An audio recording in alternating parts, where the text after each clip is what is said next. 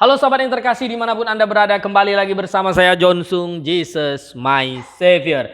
Sahabatku yang terkasih, kali ini saya ingin berbicara mengenai persembahan, offering. Banyak yang bertanya kepada saya bagaimana pendapat Pak John mengenai persepuluhan, persembahan dan seterusnya. Nah, mari kita lihat apa yang Alkitab ajarkan sebenarnya mengenai persembahan.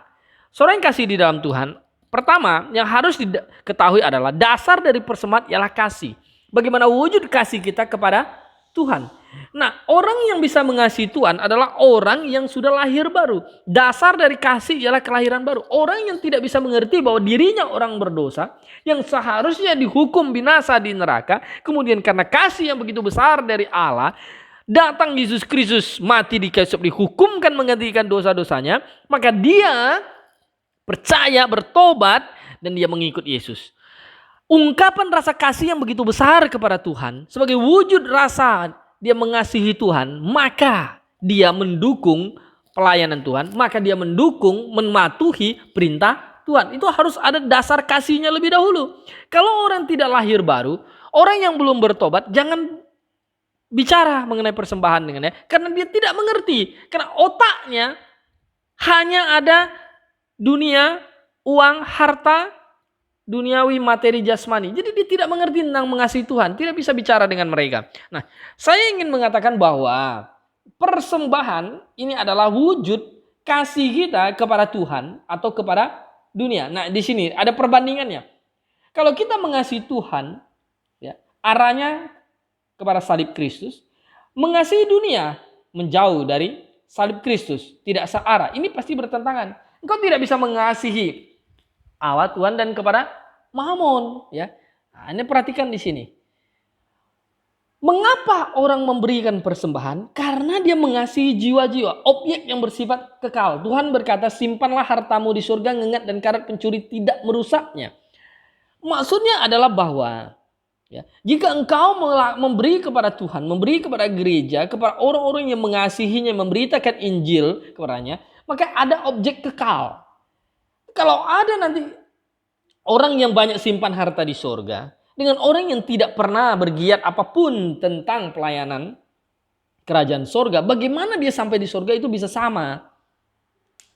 Dia tidak pernah nabung. Yang satu nabung, giat. Rasul Paulus giat luar biasa melayani Tuhan sampai menyerahkan nyawanya. Yang satu penjahat di samping Tuhan Yesus Kristus, tidak memberi apapun. Masuk surga, iya, tapi dia tidak mendapatkan upah hadiah apapun.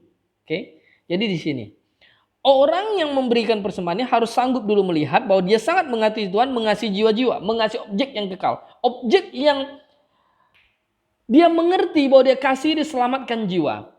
Agar pengorbanan Tuhan Yesus tidak sia-sia di dalam hidupnya. Tuhan ingin memakai hidupnya, memberkatinya menjadi saluran berkat dalam hidupnya. Maka dia baru bisa mengerti apa itu persembahan. Nah, persembahan, persepuluhan. Banyak orang berkata, oh tidak ada persepuluhan di dalam perjanjian baru dan seterusnya. Saya mau katakan bahwa begini. Jelas sekali di dalam Injil itu Tuhan mengecam orang Farisi dan Saduki dan berkata, ada semanis jintan kamu bayar, yang satu persepuluhan kamu bayar, yang satu harus kamu lakukan, tapi yang lain jangan diabaikan. Maksudnya di situ adalah bahwa mereka Farisi dan Saduki taat memberi persepuluhan. Tapi jangan abaikan yang lain tentang kasih, keadilan dan seterusnya. Maksudnya bahwa ya, orang yang mengasihi Tuhan ada sebuah standar minimal. Ini bukan pajak, ini standar bukti engkau mengasihi Tuhan. Jadi seperti begini. Kalau saya titip kurir, tolong dong misalnya, Mas Gojek atau apa, saya titip duit ke sana 10.000. Saya kasih kamu upahnya 90.000. Nah, mau enggak? Senang enggak kira-kira Gojek itu?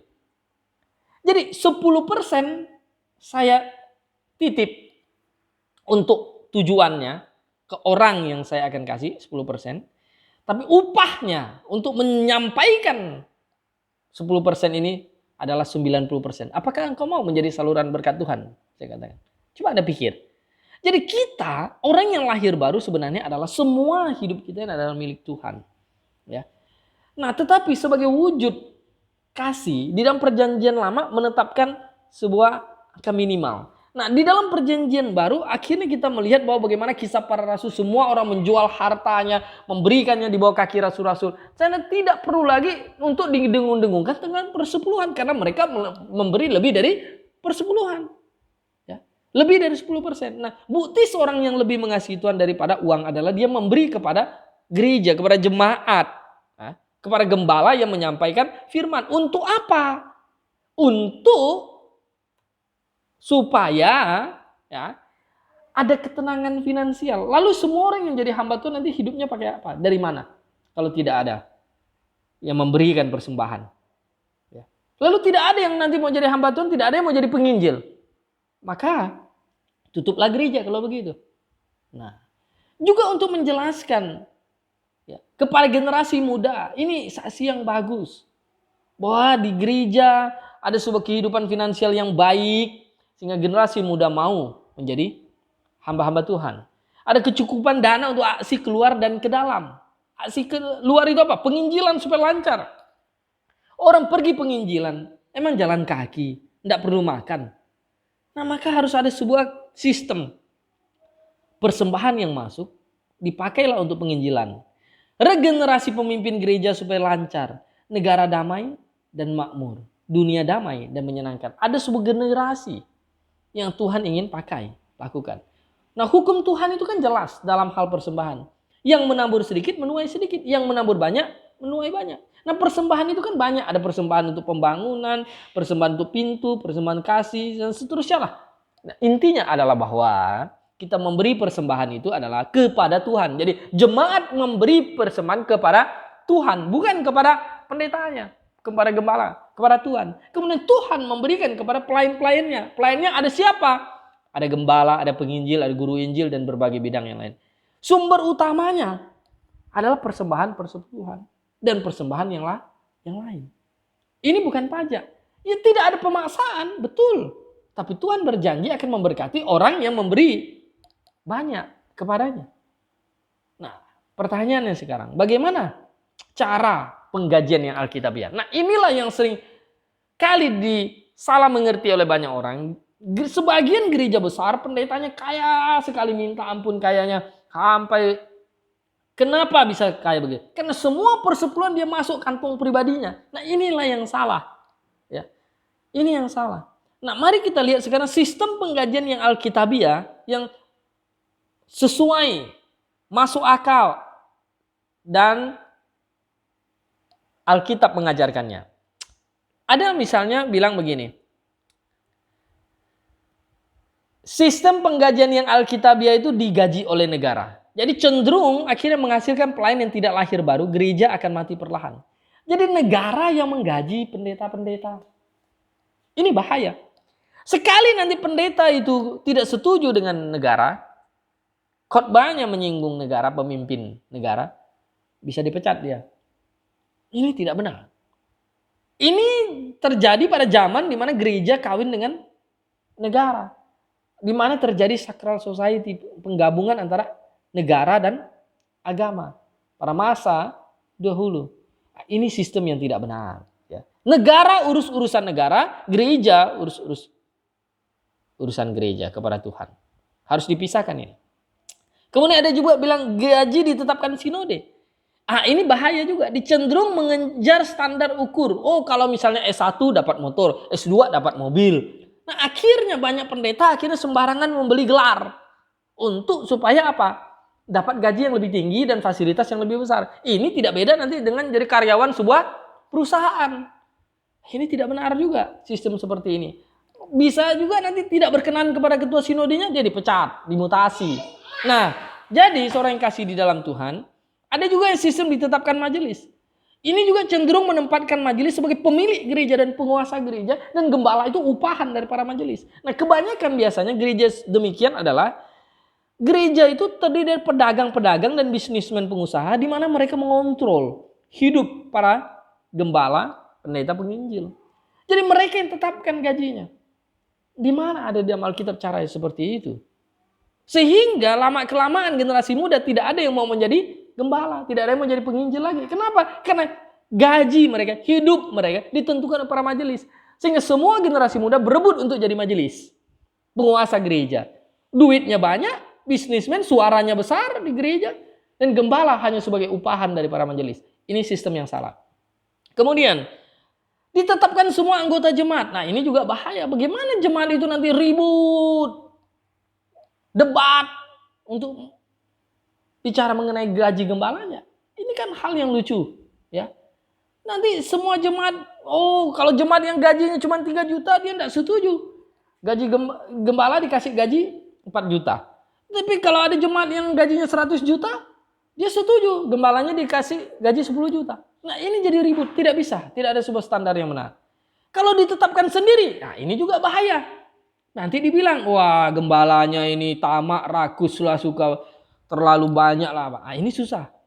Bagaimana lalu yang benar? Nah, kalau yang sebagian gereja-gereja karismatik ambil semua persepuluhan. Bayangkan kalau jemaatnya 1.000 orang. 1.000 orang kasih persepuluhan. Apa tidak kaya dia? Nah itulah yang salah.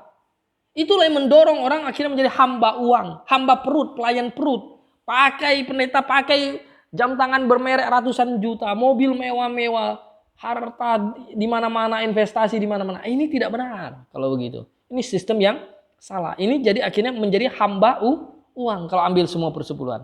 Nah yang benar adalah, yang logis adalah, gembala berhak mengambil 11 persepuluhan. Ini lebih alkitab dan membawa dampak positif terhadap pelayanan jangka panjang. Jadi jemaat, kalau ada jemaatnya 100 orang, memberi persepuluhan 100 amplop, maka hak gembala ambil hanya 11. 11 nama dari persepuluhan itu. Nah kalau dia merintis jemaat, belum ada persepuluhan, ya dia hiduplah seperti Rasul Paulus. Dia hidup, bagaimana dia harus bekerja menghidupinya sendiri. Saudara yang kasih di dalam Tuhan, kalau dia punya jemaat 10 orang yang memberi persepuluhan semuanya, ya puji Tuhan. Ya kadang pun kalau pelayanan di kampung 11 persepuluhan masih belum cukup. Karena ada yang beri persepuluhan cuma 100.000, 200.000. 11 baru berapa sih? 2 juta. Apakah dia bisa survive? Tidak juga kan? Nah saudaraku, sahabatku dimanapun Anda berada, memang tidak ada sebuah sistem yang sangat ideal, tetapi saya berpikir bahwa sistem ambil 11 persepuluhan adalah sistem yang terbaik dari sistem yang ada. Ya. Seperti 12 suku Israel memberi persepuluhan kepada satu suku Lewi, 11. Nah, sahabat yang terkasih dimanapun Anda berada, inilah penjelasan singkat saya mengenai persepuluhan. Nah, kiranya ini bisa sedikit mencerahkan pandangan kita semua. Mengasihi Tuhan bukan masalah 10%-nya, tapi masalah hatinya. Tuhan bukan menilai banyaknya yang engkau beri, Tuhan menilai berapa sisamu yang ada di rumah. Berapa sisamu yang ada di deposito. Seperti janda miskin yang memberi kepada Tuhan. Tuhan tidak melihat sepeser yang dia masukkan, tapi Tuhan melihat sisanya tidak ada. Tetapi orang Farisi memberi dari kelimpahannya, sedangkan yang janda miskin memberi dari segala kekurangannya. Nah, Tuhan melihat hatimu, bukan jumlah yang kau berikan, hatimu. Dan Tuhan melihat. Simpanlah hartamu di surga, gengat dan karat pencuri tidak merusaknya. Bersama saya Jonsung, Maranatha.